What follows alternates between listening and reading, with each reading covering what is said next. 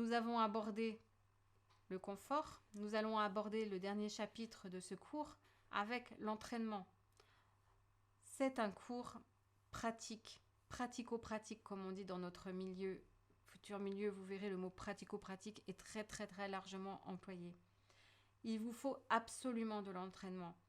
Le cours théorique ne vous suffira pas. Le cours théorique vous servira à positionner vos mains, à savoir comment vous positionner face à votre clavier, comment aller dans le sens d'un apprentissage.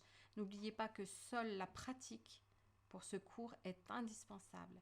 Et je vous conseille de vous entraîner au moins 1 heure par jour, plus si vous en avez la possibilité. Avec l'entraînement régulier, en augmentant de plus en plus le temps passé dans l'entraînement, éventuellement, vous pouvez commencer par une demi-heure et aller vers 1 heure, 1 heure et demie, voire 2 heures par jour d'entraînement.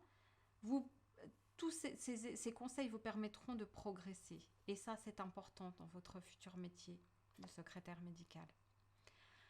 Donc le principe est le suivant. Entraînez-vous régulièrement. Ne sautez pas d'étapes. Suivez bien toutes les étapes que le site d'entraînement vous propose. C'est comme ça que vous arriverez à progresser et à aller de plus en plus rapidement. À chacune des leçons, si vous faites trop d'erreurs, vous considérez que ce n'est pas acquis, refaites la leçon. Vous la refaites jusqu'à temps que vos doigts soient agiles et saisissent les touches de manière presque automatique, sans que vous vous en rendiez compte. Entraînez-vous donc tous les jours et faites des intermédiaires, c'est-à-dire faites en intermédiaire des leçons. C'est-à-dire que, en fonction de ce que vous apportera le site d'entraînement, et quand vous aurez un petit peu de dextérité et d'entraînement, vous aurez avancé dans les leçons, prenez un texte, peu importe le texte que vous prenez, une page d'un livre, un courrier qu'on vous aura donné. Entraînez-vous à essayer de le saisir sans regarder votre clavier. Et regardez au bout du compte ce que vous avez saisi, comment ça s'est passé, où sont vos difficultés, quels sont les doigts que vous arrivez le moins à mobiliser, refaites les leçons. Il y a autre chose pour vous, pour accéder à la rapidité. Word, tous les traitements de texte proposent des raccourcis. Il y en a bon nombre. Je vous en livre certains, que vous connaissez peut-être, pour les plus communs. Les raccourcis sont des touches qui font appel à 2 touches simultanées pour les plus simples.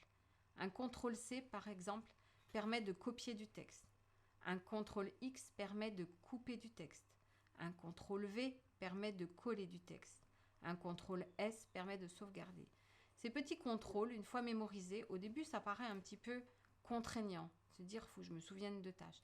Plus vous les ferez, plus vous les aurez emmagasinés, plus vous les approprierez. Ces touches de raccourci vous permettront de gagner du temps. Tous ces conseils alliés à l'entraînement vous permettra de devenir très rapide en saisie, très rapide en temps et vous permettra de devenir un très bon professionnel, du moins au niveau du technique et de la saisie des documents. Nous avons atteint la fin de ce cours. Je vous remercie de l'avoir suivi et en tenant compte des conseils prodigués, tant au niveau de la méthodologie qu'au niveau des entraînements, je suis sûre que vous deviendrez un bon professionnel dans la saisie des documents. Rappelez-vous, c'est important, notamment quand vous rechercherez un emploi. C'est le premier test que l'employeur fait faire à un futur secrétaire médical. Saisir un courrier. Il regarde quoi? La rapidité, la dextérité et la bonne saisie du document. Je vous remercie d'avoir suivi ce cours et je vous dis à bientôt pour une autre thématique.